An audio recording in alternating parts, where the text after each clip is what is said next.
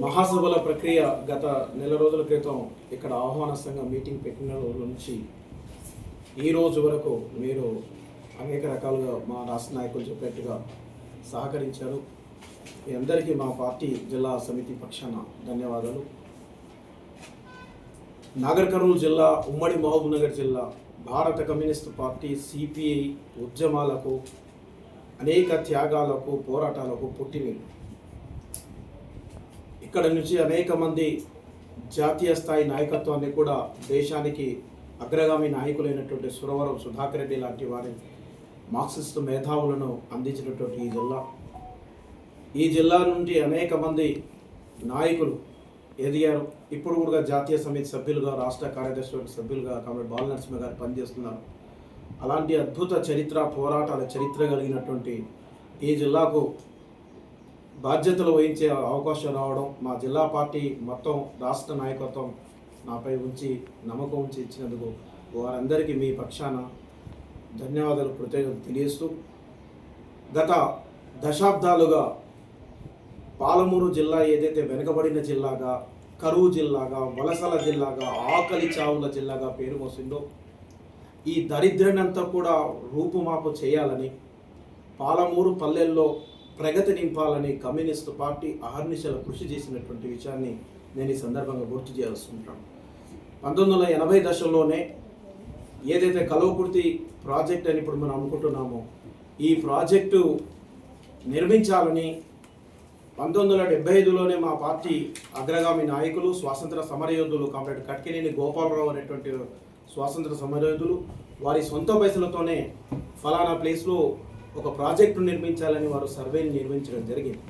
అలా ప్రజల్లోకి డిమాండ్ రావడం, ఆ డిమాండ్ని ప్రభుత్వాలు చేయకపోతే 80, 90, 2000 సంవత్సరంలో హైదరాబాద్ వరకు సిపిఐ ఆధ్వర్యంలో ఇప్పుడు నిర్మించినటువంటి కల్వకుర్తి లిఫ్ట్ ఇరిగేషన్ పైన పాదయాత్రలు చేయడం, మహబూబ్నగర్ ఉమ్మడి జిల్లా ఉన్నప్పుడు అక్కడ పెద్ద ఎత్తున పోరాటాలు చేసి మహబూబ్నగర్ వరకు పాదయాత్ర చేయడం, ఇలా అనేక రకమైనటువంటి ఉద్యమాల ద్వారా ఈరోజు మన నాగర్ కర్నూలు ఉమ్మడి మహబూబ్నగర్ జిల్లాకి వరప్రసాదమైన కల్వకుర్తి లిఫ్ట్ ఇరిగేషన్ విషయాన్ని సాధించడం జరిగింది. దానితో పాటు అనేకమైనటువంటి ప్రజలకు ఉపయోగపడినటువంటి కర్షకులకు, కార్మికులకు, అనేక వర్గాలకు సంబంధించినటువంటి విషయాల్లో సిపిఐ గత చరిత్ర అంతా, నాగర్ కర్నూలు జిల్లా అంతా ఉద్యమాలు, పోరాటాల చరిత్ర సిపిఐకి ఉంది. అయితే ఈరోజు కొంతమంది కమ్యూనిస్టుల పని అయిపోయింది, ఇక కమ్యూనిస్టులు లేరు ఈ జిల్లా ఉద్యమంలో, రాష్ట్రంలో, దేశంలో అని అంటూ ఉంటారు. కమ్యూనిస్టులు అయిపోయారు అనేటువంటి ఈ కమర్షియల్ యుగంలో కూడా ఒక్క రూపాయి కూడా కార్యకర్తలకు ఇవ్వకుండా సొంత పైసలతో వాహనాలు పెట్టుకొని దాదాపుగా 2500 మంది ఈ కల్వకుర్తి పట్టణంలో కవాతు చేసి, ఈ జిల్లాలో కమ్యూనిస్టు పార్టీ సిపిఐ ఎంత నిర్మాణంగా ఉందో, ఎంత బలంగా ఉందో, ఇప్పటికీ సమాజంలో ప్రజల్లో ఎంత కమ్యూనిస్టు పార్టీల పట్ల గొప్ప ఆలోచన, ప్రేమ, గౌరవం ఉందో ఈ కల్వకుర్తి పట్టణంలో వారు నిరూపించారు.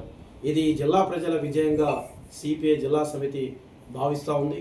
చివరిగా ఒక విషయం, ఈరోజు సిపిఐ ప్రజల హక్కులు, ప్రభుత్వాల నుంచి ప్రజలకు వచ్చేటువంటి వసతులు, వారు ఎదుర్కొంటున్న సమస్యలపైనే కాక సామాజిక అంశాలపైన కూడా సిపిఐ స్పందించాలని ఇటీవల నిర్ణయించుకోవడం జరిగింది. ఈరోజు కుటుంబ వ్యవస్థలన్నీ కూడా పాశ్చాత్య సంస్కృతి పేరుతో ధ్వంసమైపోవడం జరిగింది. మీరు మీడియాలో చూస్తూ ఉంటారు, సెల్ ఫోన్ కోసం తండ్రిని చంపడం, ఇంకో అంశం కోసం కూతురుని చంపడం, భార్య భర్తని చంపడం, భర్త పిల్లల్ని చంపడం, ఇలాంటి ఒక గందరగోళ పరిస్థితులు, మానవ సంబంధాలన్నీ కూడా మంటగలిసిపోతున్నాయి. ఈ అతిమీరినటువంటి మీడియా వసతుల వల్ల నేడు మానవ సంబంధాలన్నీ కూడా కనుమరుగేటువంటి దీర్ఘ పరిస్థితి ఉంది. కాబట్టి ఈ విశ్వ సంస్కృతి పైన భారతదేశానికి ప్రపంచవ్యాప్తంగా ఏ గుర్తింపు అయితే కుటుంబ వ్యవస్థతో మనకు కలిగిందో, ఆ పురాణ కాలపు కుటుంబ వ్యవస్థను పునరుద్ధరణ చేయడానికి, మనుషుల మధ్య ప్రేమ, గౌరవం, అభిమానాన్ని పెంచుకోవడానికి కూడా సిపిఐ సాంస్కృతిక శాఖ, మా ప్రజా సంఘాలన్నీ కూడా పనిచేస్తాయి. కాబట్టి ఈ రకంగా మా పార్టీ కార్యక్రమాలను తీసుకుపోవడానికి మేము సాయశక్తులు పనిచేస్తున్నాం. ఈ కల్వకుర్తి మహాసభ ఇచ్చినటువంటి స్ఫూర్తితో ఈ జిల్లాలో దశాబ్దాలుగా పేరుకుపోయినటువంటి ఈ సమస్యలన్నీ, ఇందాక మా రాష్ట్ర నాయకులు బాలనరసింహ గారు చెప్పినట్టుగా ఈ మొత్తం 9 తీర్మానాలపైన ప్రభుత్వానికి నివేదించి వాళ్ళు స్పందించని పక్షాల దశల వారీగా దీనిపై ఉద్యమాలు నిర్వహించి ప్రభుత్వాల దృష్టికి సమస్యను తీసుకెళ్లి ఈ నాగర్ కర్నూలు ఉమ్మడి మహబూబ్ నగర్ జిల్లా ఎదుర్కొంటున్న ఈ సమస్యలన్నింటికీ పరిష్కారం దిశగా కమ్యూనిస్టు పార్టీ సిపిఐ రాజీ లేని పోరాటాలు నిర్వహిస్తుందని మీ సభాముఖంగా పాత్రికేయులు అందరితో సభాముఖంగా తెలియజేస్తూ మీ అందరికీ మరోసారి ధన్యవాదాలు, నమస్కారాలు తెలియజేస్తూ సెలవు తీసుకుంటున్నాను.